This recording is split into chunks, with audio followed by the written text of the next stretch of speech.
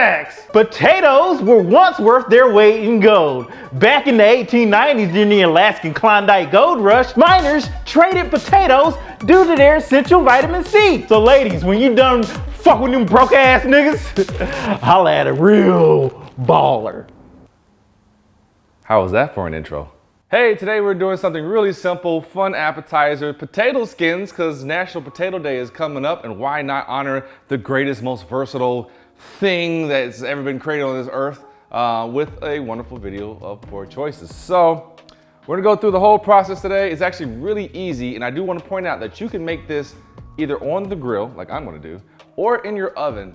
Both are gonna be delicious, doesn't really matter. What I have done first is I have cooked off a whole pack of bacon, any type of bacon that you want. I just got some thick cut bacon, but I saved the grease because we're gonna use that right now with our brush potatoes. Did Mr. and Mrs. Potato Head have sex? There was ever no little mini potato heads, so. That's kind of like sad because they're like the end of the potato race then, if they can't have sex. But then how did they get born? But actually, you know, you could like berry potato, don't like grow itself. It's a weird couple. I have got the bacon grease from earlier, and I've just got some potatoes. These are just russet potatoes. I did not get the big huge ones because these are just perfect appetizer sizes. So all I'm gonna do is take a brush, and I'm gonna brush the whole potato. And you can use olive oil, vegetable oil. I just figured since I have this bacon grease here, why not use that?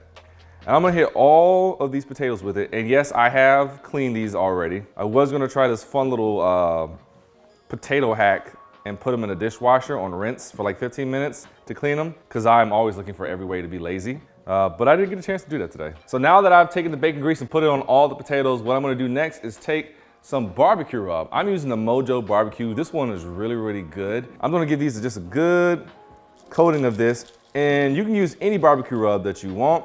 You can also just use salt and pepper. It is up to you, but I just wanna give these just, you know, just a little extra pizzazz. A little. A little oomph, indeed. And while I have been doing this, I have preheated my grill up to 350 degrees. We are cooking indirect today with some hickory smoke, because these are gonna take about an hour or so. And we'll know they're done when we put like a fork or a skewer or something in there and it goes through with no resistance. So we're gonna judge these on feel today. Our grill is up to 350 degrees, and we're just gonna go ahead and throw these right on this top rack. All right, so again, these are probably gonna take about an hour, maybe even an hour and a half. We'll check back on it at the hour mark and just see how they're doing. But once again, a skewer can go through it with no resistance, we know they're done, and we'll take it down and start the second portion of making potato skins. But it's just as simple as that. But again, any type of smoker or grill, just indirect cooking, and if you don't have a grill, just pop it in the oven, it's still good. It has been an hour, and I just want to show you guys. So I'm just gonna go in on the side of one of these potatoes, and that knife just goes right through it with no resistance at all, and that's exactly what I'm looking for. They smell awesome. So what I'm gonna do is take these off, and I'm gonna let them cool for a bit, because once they've cooled enough for me to handle, I will cut them in half and start scooping out the insides. We'll move on to our next step. I've cut our potatoes in half just to help them cool down a little bit quicker, but while we wait for them to cool down, because I don't want to burn my fingerprints anymore, I'm gonna go ahead and make today's poor choice. My initial concept was to celebrate National Potato Day, which is like August 19th. And then I found out that Tito's is no longer potato vodka. So it kind of defeats the purpose of what I was trying to do. But shout out to Corn for showing up today, which is what Tito's is distilled from. We're still gonna make a good drink. Also because I bought this and I'm not gonna buy something else. So we're gonna start out with 1.5 ounces of some Tito's vodka, 1.5 ounces of some cranberry juice, 100% cranberry juice, 1.5 ounces of some grapefruit juice, 100% grapefruit juice as well. And to sweeten things up, because God forbid we actually sip this as it is, some agave nectar to sweeten it up. And if you have simple syrup or just any type of sweetener, go for it. I have this on hand. Give it a couple of shakes.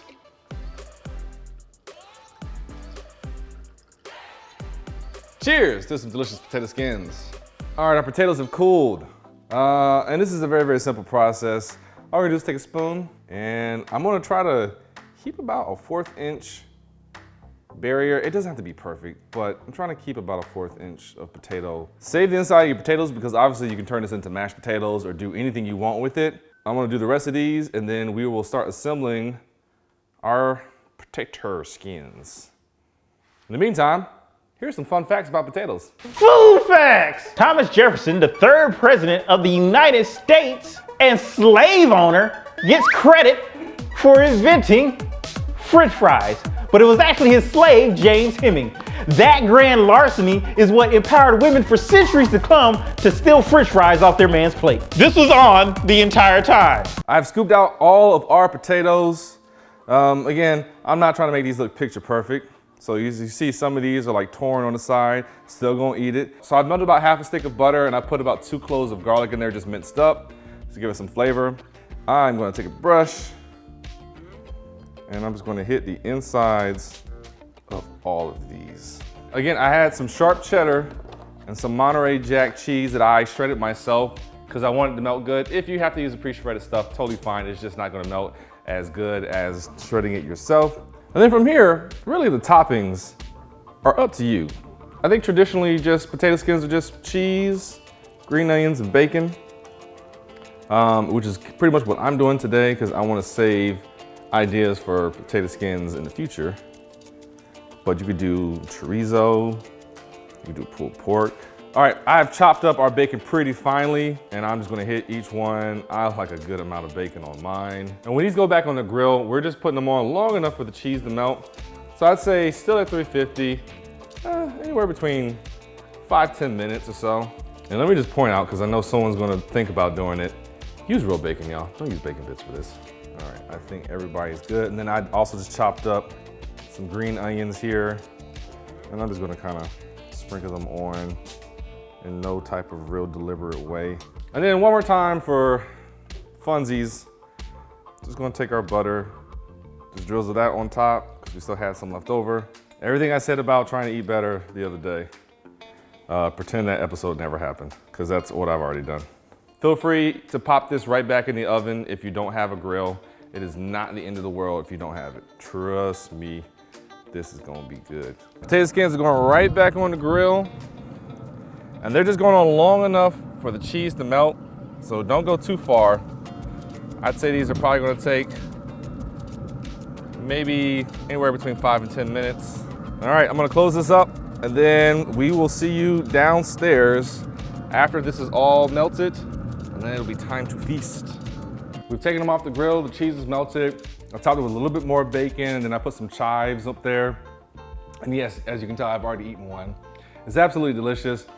For those of you out there who want a crispier potato skin, what I would recommend is that phase where I brush the butter on, brush it on, put it back on the grill or in the oven until it is actually crispy. And then take it out, put your cheese and toppings on, back into the oven to melt the cheese, and then you're done. So that's just, depending on your level of crispiness that you prefer, that's the way to go. I like these the way that they are, and they took in the smoke really, really well. And of course, I've already got me one on the side that I put a little dollop of sour cream in, and I'm going to eat and be in heaven. My mouth is having sex with this potato skin. Fun appetizer for a dinner party, having some friends over, or you just feeling unhealthy one day. By all means, go for it. And one more time, you do not need a grill for this. They're perfectly fine in the oven, probably a lot more convenient in the oven than, say, going up on your roof on a hot day and cooking them on the grill. So this has been Poor Choices Kitchen. I don't know how to sign out, so here's one more food fact. Food facts! Potatoes! Ha! Them niggas is wild!